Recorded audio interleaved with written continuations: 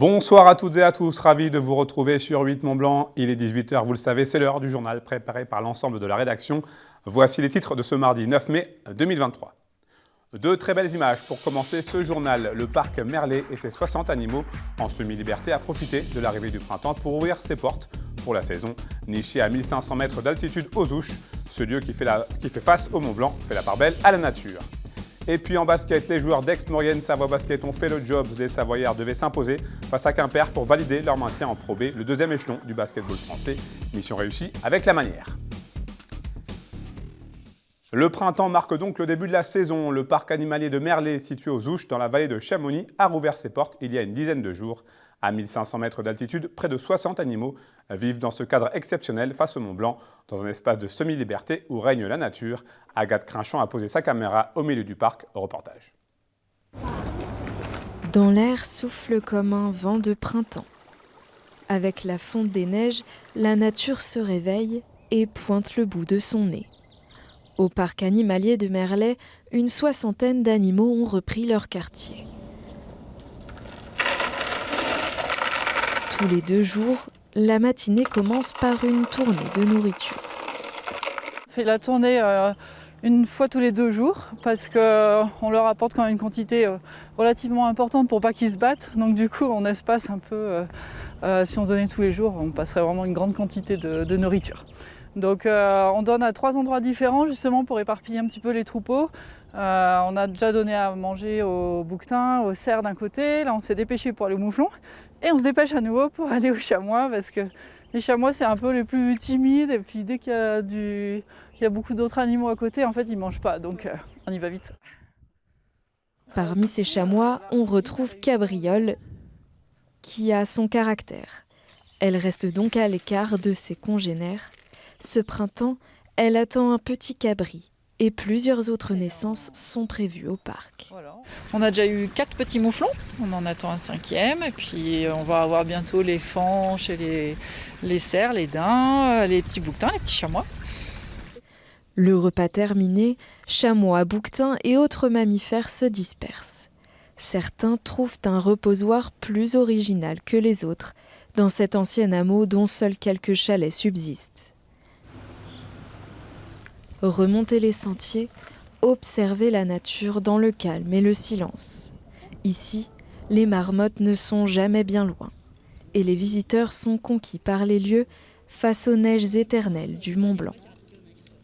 C'est un lieu complètement extraordinaire, là, déjà, le lieu lui-même face à toute la chaîne du Mont-Blanc, l'aiguille à l'Argentière, toutes les aiguilles, c'est vraiment tout à fait, point de vue incroyable. Et le parc lui-même, pour les enfants, c'est le rêve, quoi. On emmène les 2 petits voir les marmottes, parce que c'est pas très haut. Mais autrement, dans les autres randonnées, c'est un peu plus difficile, effectivement. Qu'est-ce que vous aimez particulièrement dans ce parc ? Déjà, les animaux en liberté. Ils ne sont pas dans des cages, pas derrière des grillages. Donc, puis c'est le paysage. Vous avez la chaîne du Mont-Blanc, c'est génial. Un décor idyllique, mais une nature qui reste fragile. Avec le changement climatique, l'été inquiète. L'année dernière, on a quand même souffert de la sécheresse, les pelouses étaient vraiment toutes sèches, puis les animaux ont chaud. Donc voilà, j'espère que la météo sera un peu plus clémente et que ça pleuve un peu plus que l'année dernière. Et pour pleinement profiter de la belle saison, une jolie randonnée dans la forêt permet d'accéder au parc. Réutiliser les ressources existantes pour éviter le gaspillage, c'est le principe de l'économie circulaire. Ce modèle éco-responsable se développe progressivement en France. La semaine dernière, l'association Solucir organisait une journée spéciale pour aider les entreprises locales à trouver des solutions à leur échelle. Camille Privat s'est rendue sur place pour en savoir plus sur cette doctrine qui tente de réconcilier économie et enjeux environnementaux. Dans la production qu'on fait, on n'a que 7,2. C'est le pourcentage de matières réutilisées présentes sur le marché en France. Un chiffre en baisse par rapport aux années précédentes. Preuve qu'il y a encore du chemin à faire pour que l'économie circulaire rentre totalement dans les mœurs. Il y a 5 ans, ce chiffre il était de 9,1%. Donc là, voilà, déprime totale. En fait, on est en train de régresser, alors que le terme de l'économie circulaire, effectivement, est de plus en plus connu. Merci. Ce jeudi, près de 250 personnes étaient présentes au manège à Chambéry pour assister à l'événement Les Circonférences. Une journée durant laquelle plusieurs entreprises sont venues présenter des projets concrets pour réduire le gaspillage des matières premières. Exemple avec le matelas Timothée, conçu à partir d'anciens matelas recyclés. Ce projet il illustre assez bien plusieurs choses. D'abord, c'est pas facile, ça prend du temps. C'est une économie qui n'est pas délocalisable, c'est une économie qui emploie beaucoup de structures d'insertion à travers tous les maillons de la chaîne, de la collecte, le recyclage, le réemploi. Et c'est une économie qui a un impact environnemental bien meilleur que l'économie linéaire. Donc l'enjeu clé, c'est d'arriver à substituer l'économie linéaire par une économie plus circulaire et plus vertueuse. Alimentation, énergie ou encore textile, l'économie circulaire peut se développer dans de nombreux secteurs. Le plus dur désormais est de trouver la bonne manière de la mettre en place. Cette circonférence avait donc pour vocation de montrer des solutions de demain d'un panel de 52 sociétés des pays de Savoie. Au-delà du temps un peu descendant de sensibilisation qui a eu lieu avec la conférence, c'est de faire un temps où vraiment les acteurs pouvaient partager entre eux parce qu'on est convaincu qu'il y a de la collaboration qui pourra naître grâce à ça et qu'on pourra développer l'économie circulaire. Puis j'ai vu plein d'échanges, j'ai une personne qui m'a dit j'ai déjà eu 3 super contacts pendant cette heure de forum. Donc voilà, c'est vraiment ça qu'on souhaite. Donc pour l'instant, les signaux sont ouverts. Et pour celles et ceux qui sont implantés dans ce système éco-responsable depuis plusieurs années, le constat est sans appel. Le changement commence à se faire sentir, lentement mais sûrement. On nous pose de plus en plus de questions, il y a de plus en plus d'intérêt. On sent qu'il y a quand même encore beaucoup d'explications à apporter, que les clients entre guillemets sont peu matures, il y a besoin de beaucoup de pédagogie. Mais c'est des choses qui avancent. Et donc c'était intéressant en ça de... Réutiliser les matériaux existants, réduire les déchets, les initiatives durables et responsables ne manquent pas et elles pourraient en inspirer plus d'un à l'avenir. Du sport à présent, ils l'ont fait avec la manière devant leur public. Les basketteurs d'Aix-Maurienne Savoie Basket ont décroché une victoire synonyme de maintien ce vendredi 78-71 contre Quimper. Ce succès ô combien important pour l'avenir du club vient clôturer une saison longue et fatigante. Mais cette fois, c'est officiel, les hommes d'Emmanuel Schmitt joueront une année de plus en Pro B. Retour sur cette rencontre disputée dans une ambiance chaude avec Lucas Ruche.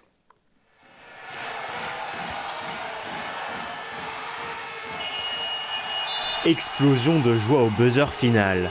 Grâce à sa victoire 78-71 face à Quimper, Aix-Maurienne Savoie Basket se maintient une saison de plus en Pro B.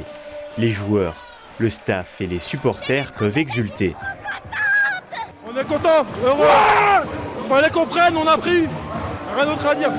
On a fait le taf. Et on a eu une saison compliquée, mais les gars sont vraiment battus chaque semaine. Tout le monde a gardé confiance, tout le monde a travaillé. Je suis vraiment très fier ce soir de ces gars et de pouvoir procurer cette joie et cette émotion à ce public.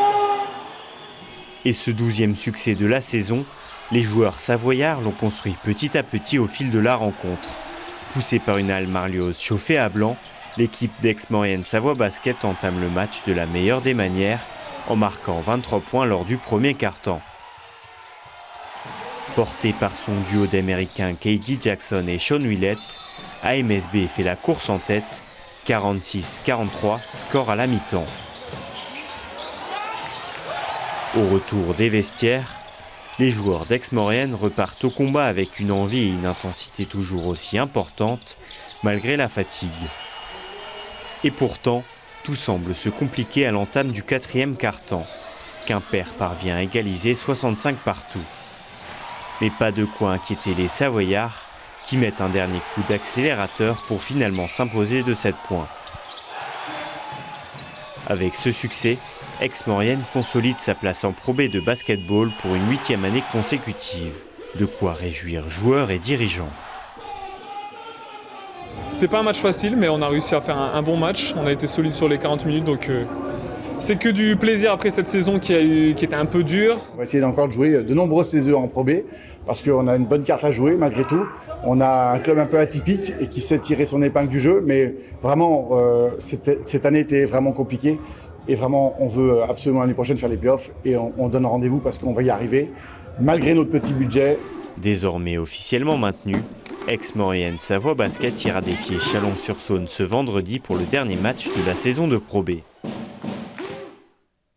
Eux aussi aimeraient décrocher leur maintien le plus vite possible. Malheureusement, les joueurs du Football Club Annecy vont devoir encore patienter Ce samedi, les hommes de Laurent Guyot recevaient Dijon, un concurrent direct au Parc des Sports. Et les Hauts-Savoyards ont pu croire à une nouvelle victoire après l'ouverture du score signée Alexis Bogetti à la 86e minute de jeu. Mais les Bourguignons vont égaliser de fort belle manière par Brian Soumaré. 2 minutes plus tard, score final 1 but partout. Un résultat qui n'arrange personne. Je vous propose d'écouter quelques réactions recueillies après la rencontre.